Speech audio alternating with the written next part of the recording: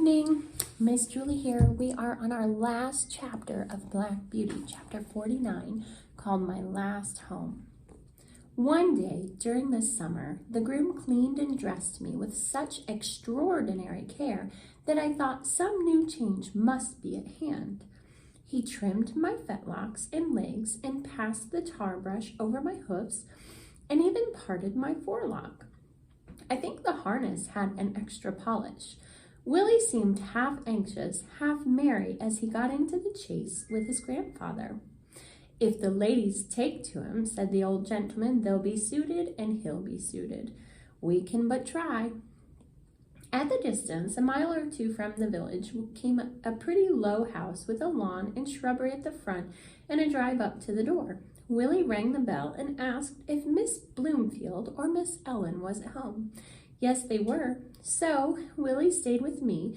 Mr. Thoroughgood went into the house. In about 10 minutes he returned, followed by 3 ladies. One tall, pale lady, wrapped in a white shawl, leaned on a younger lady with dark eyes and a merry face. The other, a very stately-looking person, was Miss Bloomfield. They all came, looked at me, and asked questions. The younger lady, that was Miss Ellen, took to me very much. She said she was sure she would like me. I had such a good face. The tall, pale lady said that she should always be nervous in riding behind a horse that had once been down, as I might come down again, and if I did, she should never get over the fright. "You see, ladies," said Mr. Thoroughgood, "many first-rate horses have had their knees broken through the carelessness of their drivers, without any fault of their own, and from what I can see of this horse, I should say that is his case. But of course, I do not wish to influence you. If you incline, you can have him on trial, and then your coachman will see what he thinks of him."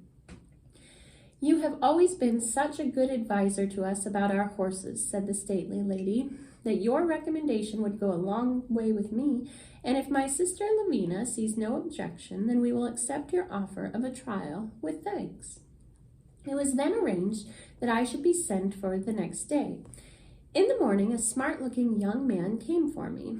At first he looked pleased, but when he saw my knees, he said in a disappointed voice, "I didn't think, sir, that you would have recommended my ladies a blemished horse like that." "Handsome is that handsome does, my master. You are only taking him on trial, and I am sure you will do fairly by him, young man. If he is not as safe as any horse you ever drove, send him back." I was led home, placed in a comfortable stable, fed, and left to myself. The next day, when my groom was cleaning my face, he said, "That is just like the star that Black Beauty had. He's much the same height, too. I wonder where he is now." A little further on, he came to the place in my neck where I was bled, and where a little knot was left in the skin. He almost started and began to look me over carefully, talking to himself. "White star on the forehead, one white foot on the off side. This little knot is just in that place. And then looking at the middle of my back, and as I am alive, there is that little patch of white hair that John used to call Beauty's 3-penny bit. It must be Black Beauty. Why, Beauty, Beauty, do you know me? Little Joe Green that almost killed you?" And he began patting and patting me as if he was quite overjoyed. I could not say that I remembered him, for now he was a fine-grown young fellow with black whiskers and a man's face, but I was sure he knew me, and that was Joe Green, and I was very glad. I put my nose up to him and tried to say that we were friends. I never saw a man so pleased.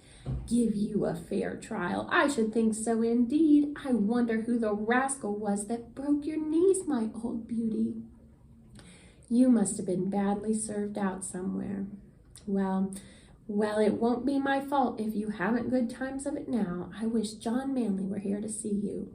In the afternoon, I was put into a low park chair and brought to the door. Miss Ellen was going to try me, and Green went with her. I soon found that she was a good driver, and she seemed pleased with my paces. I heard Joe telling her about me, that he was quite sure I was Squire Gordon's old Black Beauty. When he returned, the other sisters came out to hear how I behaved myself. She told them what she had just heard and said, "I shall certainly write to Mrs. Gordon and tell her that her favorite horse has come to us. How pleased she will be." After this, I was driven every day for a week or so, and I appeared to be quite safe. Miss Lavina at last ventured out in the small closed carriage. After this, it was quite decided to keep me and call me by my old name of Black Beauty. I have now lived in this happy place a whole year. Joe is the best and kindest of grooms. My work is easy and pleasant, and I feel my strength and spirits all coming back again. Mr. Thoroughgood said to Joe the other day, "In your place, he will last until he is 20 years old, perhaps more." Willie always speaks to me when he can, and he treats me as his special friend. My ladies have promised that I shall never be sold, and I have nothing to fear, and here my story ends. My troubles are all over, and I am at home, and often, before I'm quite awake, I fancy I'm still at the orchard at Birtwick, standing with my old friends under the apple trees. That had a happy ending, and there is Black Beauty. We hope you enjoyed this read aloud of Anna Sewell's Black Beauty.